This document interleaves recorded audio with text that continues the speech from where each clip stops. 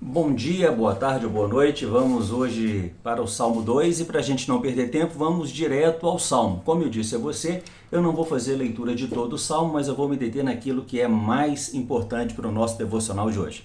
Salmo 2, a partir do verso 1, a mensagem de Deus diz o seguinte: Por que se enfurecem os gentios e os povos imaginam coisas vãs? Os reis da terra se levantam e os príncipes conspiram contra o Senhor e contra o seu ungido, dizendo: Rompamos os seus laços e sacudamos de nós as suas algemas.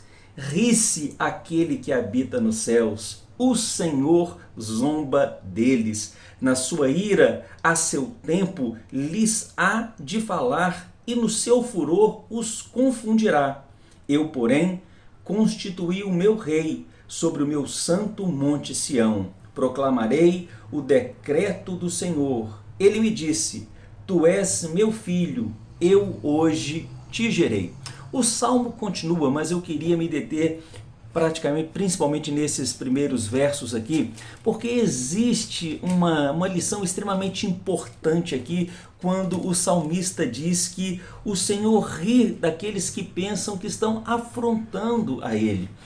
Deus é infinito, Deus é eterno e seria absolutamente impossível que qualquer coisa que um ser humano fizesse o afrontasse, o ofendesse. Eu quero dar a vocês alguns exemplos. Esse ano, no Carnaval, nós tivemos uma escola de samba no Rio de Janeiro que fez uma afronta direta a Deus com a sua mensagem na escola. E muitos evangélicos ficaram revoltados contra isso. Certamente eles estavam imaginando que estavam afrontando Deus.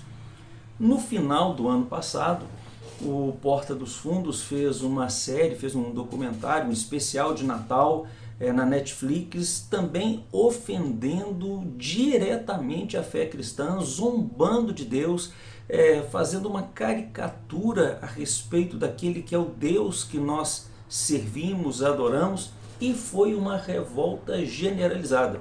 Sobre isso eu quero trazer aqui dois aspectos que são importantes. O primeiro deles é o seguinte: nem aquilo que a escola de samba fez, nem aquilo que o Porta dos Fundos fez, nem aquilo que as pessoas fazem, colocando crucifixo no ânus, zombando, criticando, sabe, tantos escândalos que nós vemos, tanta zombaria com o nome de Cristo, tantas piadas com o nome de Cristo. Absolutamente nada disso ofende a Cristo. Deus não se ofende com essas coisas. Deus, do alto da sua glória e da sua majestade, ele olha para essas coisas e ri dessas coisas, zomba dessas coisas. Isso não atinge Deus de maneira nenhuma. Sabe quem que se ofende com isso? Nós. Nós nos ofendemos. Nós nos sentimos ofendidos. Nós nos sentimos magoados. Nós nos sentimos revoltados. Sabe por quê? Porque nós somos muito pequenos. Nós somos talvez do mesmo tamanho, quase do mesmo tamanho dessas pessoas que ofendem o nosso Deus. É por isso que nós sentimos tanto.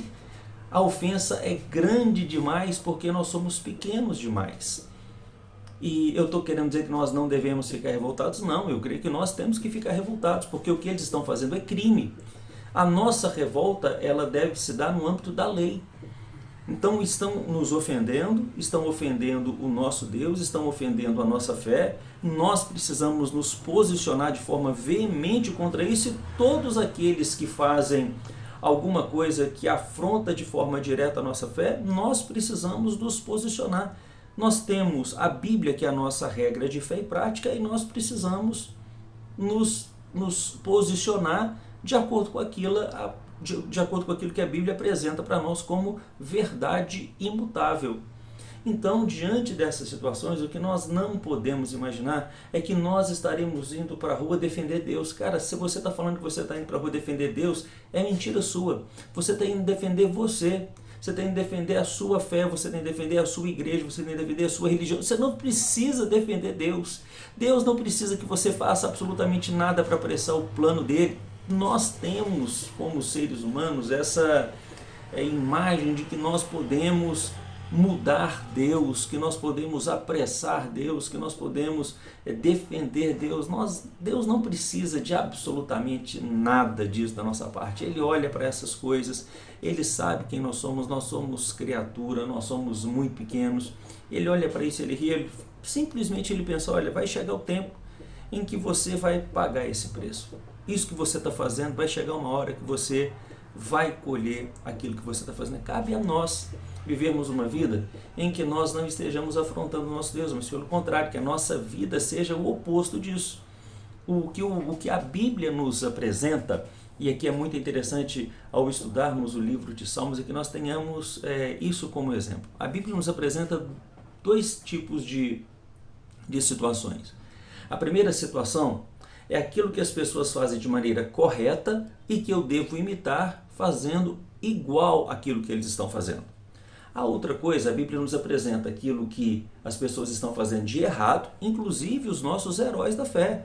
Abraão errou, Davi errou, Salomão, os heróis da fé todos erraram. E a Bíblia não esconde os seus erros. E a Bíblia então apresenta os seus erros para que nós não venhamos repetir esses erros.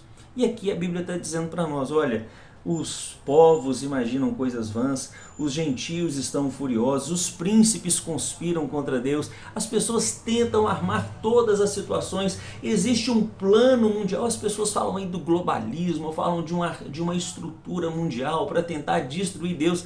Nietzsche já tentou matar Deus há 200 anos, as pessoas tentam matar Deus, destruir Deus, acabar com Deus, mas eles são muito pequenos, Deus nunca será destruído. O que você deve fazer? Em primeiro lugar, quero encerrar a mensagem de hoje aqui deixando essas lições práticas. Em primeiro lugar, entenda que Deus não precisa ser defendido. Você precisa defender a sua fé e a sua posição religiosa. Faça isso usando a lei a seu favor. Não permita que as pessoas zombem do nosso Deus. Segundo lugar, ore por essas pessoas. Peça a Deus para Deus gerar no seu coração amor por essas pessoas, porque se você não amar essas pessoas de verdade, você não vai orar por elas, você não vai evangelizá-las. Eu creio que a ênfase aqui do Salmo 2 é essa, que nós não precisamos nos preocupar em defender Deus, Ele sabe se defender muito bem sozinho. Um abraço e amanhã eu te vejo no Salmo 3. Fique com Deus.